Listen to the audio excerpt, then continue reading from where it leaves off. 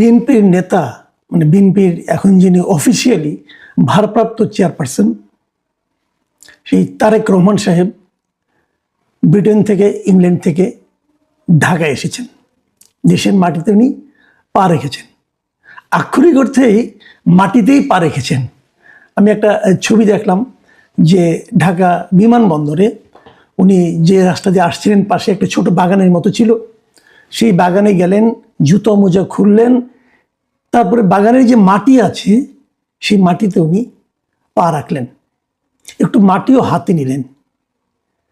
এই যে ঘটনাটা, এটা খুব জরুরি ছিল কি? না করলে কোনো সমস্যা কি হতো? ধরেন আমি আরেকটা উদাহরণ দিয়ে বলি, এরকম একটা প্রত্যাশিত আগমন কিন্তু ছিল ডক্টর ইউনূসের অগাস্টের 8 তারিখে গত বছরের। উনিও এসেছেন, উনি কিন্তু এটা প্রয়োজন বোধ করেননি। এটা নিয়ে উনি যে প্রয়োজন বোধ করেননি, মাটি নেননি হাতে, মাটিতে পা দিয়ে হাঁটেননি, এতে কিন্তু কোনো সমালোচনাও হয়নি। তার কাছে আমাদের কাছে এ ধরনের কোনো প্রত্যাশাও ছিল না।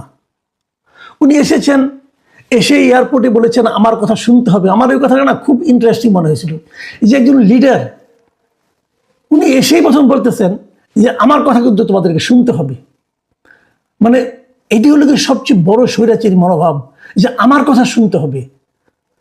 নেতার দৃষ্টিভঙ্গি হওয়া উচিত যে সবার কথা আমাকে শোনাতে হবে, তারপর সবার সঙ্গে বসে আমি সিদ্ধান্ত নেব। রাষ্ট্র পরিচালনা এটা ব্যক্তির কোনো ঘটনা নয়, একক ব্যক্তির কোনো সিদ্ধান্তে রাষ্ট্র পরিচালিত হয় না, এটা হয় একটা কালেকটিভ ডিসিশনের মাধ্যমে। প্রথম দিনে ওই কথাটা শোনার পরে, বিশ্বাস করেন ওই কথাটা শোনার পরে আমি ওনাকে নিয়ে কিন্তু খুব আশাবাদী ছিলাম। যখন উনি প্রথম বলেন যে আমার কথা সবাইকে শুনতে হবে, তখনই ওনার প্রতি আমার সেই আশাবাদ অর্ধেক কমে গিয়েছিল। এই লোকটা চিন্তা ভাবনাই তো স্বৈরাচারী। তারপর যখন উনি ওনার কমিটি ক্যাবিনেট গঠন করলেন, তখন তো মোটামুটি আমি বুঝে গেছি যে কি হবে, কারণ এই লোকগুলোকে তো আমি চিনি, তাই না? যাই হোক, ওই প্রসঙ্গে আমি যাচ্ছি না। কিন্তু তারেক রহমান সাহেব যে কাজটা করলেন, এটা না করলে কেউ কিন্তু ওরা কিছু বলতেন না, কিন্তু উনি সেটা করলেন। এবং এটা কি নাটক? আমার তো মনে হয় না। আমি ওনার মুখের দিকে তাকিয়েছিলাম যে ওনার মুখের ভাবটা কি, ওনার বডি ল্যাঙ্গুয়েজটা কি। আমি ভিডিওটা দেখেছি, আমার কাছে মনে হয়নি উনি নাটক করছেন। আমার কাছে মনে হয়েছে উনি 17 বছর যে দেশের মাটি থেকে দূরে ছিলেন, এবং এই 17 বছর উনি যে দেশের মাটিটাকে মিস করেছেন, এই দেশটা যে ওনার নিজের দেশ, এই ফিলিংসের বহিঃপ্রকাশ ঘটেছে এই ঘটনার মাধ্যমে। কিছু জিনিস বিষাদৃশ্য লেগেছে। আমি পুরো ঘটনাটাকে সংক্ষেপে বলি, সব দিনে তো বলা যাবে না, অনেক কিছু আজকে ঘটেছে। আমি কিছু কিছু জায়গায় একটু টাচ করবো কেবল। আমার কাছে বিষাদৃশ্য লেগেছে যে ওনার নিরাপত্তা নিয়ে বাড়াবাড়িটা। আমার কাছে এটাও মনে হয়েছে তারা ওনাকে নিরাপত্তা যতটা দিতে চান, তার চেয়ে বেশি নিরাপত্তা তাকে দিচ্ছেন এই ভানটা করতে চান। বিশেষ করে আমি দেখলাম যে ওখানে যখন উনি ওই বাগানের মধ্যে খালি পেয়ে হাঁটতে গেলেন, তখন ওখানকার ওই CSF নামে ব্যানার, ওটা সম্ভবত ওনাদের দলীয় হবে, এরা যে চিৎকার চেঁচামেচি শুরু করেছে, এই যাও সরো বসো, এইগুলি না বাড়াবাড়ি, এবং এগুলির মধ্যে এক ধরনের আনাড়িপনা আছে। এর চেয়ে অনেক বেশি নিরাপত্তা দেওয়া যায় নীরবে। এই হইচই করে দেখারও, লোক দেখানোর নিরাপত্তা, এটা আমার কাছে মনে হয়েছে অপ্রয়োজনীয়। তারেক রহমান সাহেবকে এই সমস্ত বিষয়ে সতর্ক থাকতে হবে, যে এই সমস্ত নিরাপত্তা নামক বস্তু আলটিমেটলি আমার তারপরেও মনে হয়েছে, আমি দেখলাম যে ওনাকে যেভাবে পুরো রাস্তায় গাড়ির বহরে উনি আসলেন, 12:30টার দিকে নামছেন বোধ হয়, 12:30টার সময় কিন্তু বেরোছেন উনি, 12:30টার সময় বেরিয়ে প্রায় 3:50 এসে কিন্তু উনি 300 ফিটে এখানে এসেছেন। খুব বেশি একটু দূর না, কিন্তু খুব স্লোলি এসেছেন। রাস্তার দুপাশে প্রচুর লোক ছিল, ওনাকে দেখার জন্য অপেক্ষা করছিল, কিন্তু গাড়ি প্রায় হাঁটার গতিতে এসেছে। এবং এই সময়ে পুলিশ, আর্মি এবং নিরাপত্তা রক্ষীরা যে কাজগুলি করলো, আমার কাছে মনে হয় এগুলোর খুব একটা প্রয়োজন ছিল না। যারা ওনার নিরাপত্তা কামনা করেন, আমি তাদের চেয়ে কম নিরাপত্তা ওনার জীবনের নিরাপত্তার ব্যাপারটা নিয়ে আমি কম উদ্বিগ্ন নই, আমি উদ্বিগ্ন। তারপরেও আমি মনে করি এগুলো বাড়াবাড়ি। কারণ একসময় কিন্তু এখন কেউ প্রশ্ন করছে না, একসময় কেউ না কেউ প্রশ্ন করবে যে উনি তো একজন বেসামরিক ব্যক্তি, অসামরিক ব্যক্তি, তো ওনার জন্য এই যে প্রভাবটা আপনি দিলেন, ঠিক আছে দিলেন, এটা আপনি কতদিন দিবেন? উনি তখন এই দেশেই থাকবেন, নির্বাচনের আগেও তো আরো 1.5 মাসের মতো আছে, এই পুরো সময়টা দেবেন ওনাকে নিরাপত্তা? উনি যখন নির্বাচনের ক্যাম্পেইনে যাবেন তখন দেবেন? জনগণের নেতা নিরাপত্তা জনগণের কাছ থেকে আসে।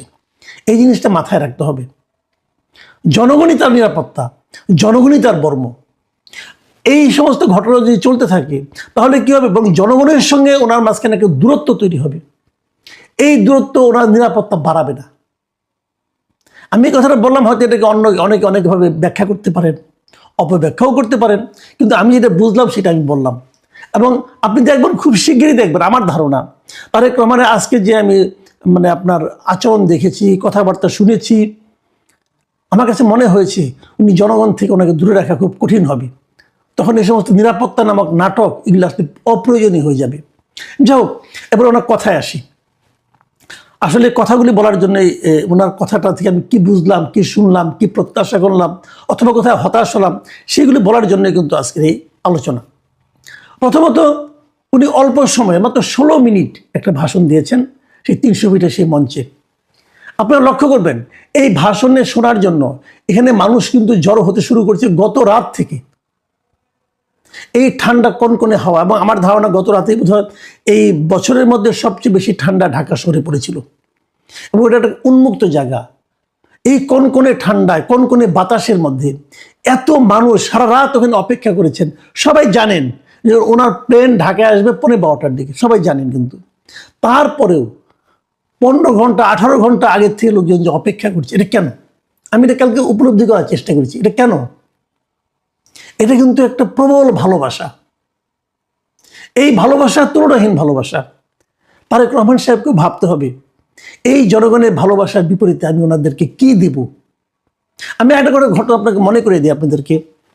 আপনাদের মনে আছে, হাসিনা সরকারের শেষ দিকে এসে 24-এর ইলেকশনের আগে যে আন্দোলনগুলি হচ্ছিল বিএনপির মাধ্যমে, প্রত্যেকটা বিভাগীয় শহরে বিএনপি মিটিং করেছে।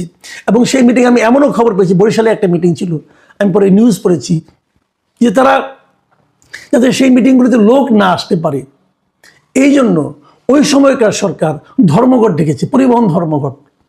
তার যে অনুগত যারা পরিবহন মালিক শ্রমিক ছিল, তারা ধর্মঘট ডেকে বসে আছে। মানুষ পায়ে হেঁটে 20-30 কিলোমিটার পার হয়ে এসেছে। কোথাও কোথাও নৌকা ছিল না, নৌকা লঞ্চ ধর্মঘট ছিল বরিশাল এলাকায়। তারা সাঁতরে নদী পার হয়ে সেই সমাবেশগুলোতে এসেছে। এই যে আশাটা, এই আশাটা কেন ছিল?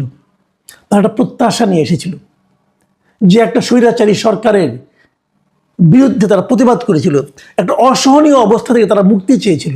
সেই মুক্তির আকাঙ্ক্ষা নিয়ে তারা কিন্তু এসেছিল। তারপর সেখানে একটা জনসভা হয়েছে।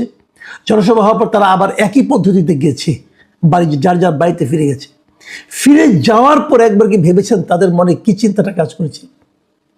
তারা কিন্তু ভেবেছে, এই যে কষ্ট করে যাচ্ছি, আমরা বোধহয় অনেক কিছু পাবো। তারপর তারা কি পেয়েছে? তারা কি কোনো দিক নির্দেশনা পেয়েছিল? না, তাও পায়নি। এই একই ঘটনা কিন্তু আমি এখানেও আশঙ্কা করি। এই যে মানুষ এসেছে তারেক রহমানকে দেখার জন্য, তারেক রহমানের কথা একটু শোনার জন্য, এটা কেন? তারা মনে করে এখন আমরা এমন একটা অসম্ভব কষ্টকর সময়ের মধ্যে আছি, যেখান থেকে আমাদের মুক্তি চাই, এবং সেই মুক্তির দূত হিসাবে তারা ওনাকে কল্পনা করেছে, ওনাকে ভেবেছে। তারা ভেবেছে তারেক রহমান তাদেরকে সেই মুক্তিটা দিতে পারবে। এই যে ভাবনাটা, এই যে চিন্তাটা, এই চিন্তাটা যদি তারেক রহমান স্পর্শ করতে পারেন, এই চিন্তাটা যদি উনি অনুভব করতে পারেন, তাহলে কিন্তু উনি ওনার মাথার উপর বিশাল একটা বোঝা অনুভব করবেন। সেই বোঝা উনি কীভাবে বয়ে নেবেন, সেই বোঝা উনি কীভাবে কমাবেন, এটাই আমরা জানতে পারবো তার যে নিজস্ব চিন্তা ভাবনা এবং তার নিজস্ব যে কর্মকাণ্ড আগামী দিনের, সেখান থেকে। তারেক রহমান মার্টিন লুথার কিংয়ের মতো একটা কথা বলেছেন, ওনার নামও উল্লেখ করেছেন। উনি বলেছিলেন যে আই হ্যাভ এ ড্রিম, এবং উনি বলেছেন আই হ্যাভ এ প্ল্যান। তার মানে উনি কেবল নির্বাচনে জয়ী হয়ে ক্ষমতায় যেতে আসেন নাই, উনি সেই প্ল্যানটার কথা বলেছেন যে এই দেশটাকে নিয়ে, এই দেশের মানুষকে নিয়ে আমার একটা পরিকল্পনা আছে। পরিকল্পনাটা খোলাসা করেন নাই। আমার ধারণা আগামী 1.5 মাসে এই নির্বাচনী প্রচারণা চলতে চলতে ওনার পুরো পরিকল্পনাটা উনি মানুষের কাছে খোলাসা করবেন, এবং সেই পরিকল্পনাটা কীভাবে বাস্তবায়ন করতে হবে সেটা একটা কথা বলেছেন। এই ইঙ্গিতটা আমার কাছে সবচেয়ে আশাবাদী আমাকে করে তুলেছে। সেই ইঙ্গিতটাকে উনি বলেছেন, ওনার এই পরিকল্পনা বাস্তবায়নের জন্য দেশের প্রত্যেকটা ধর্মের, প্রত্যেকটা গোত্রের, প্রত্যেকটা প্রত্যেকটা দলের, উনি কিন্তু দলের কথা বলেছেন, প্রত্যেকটা দলের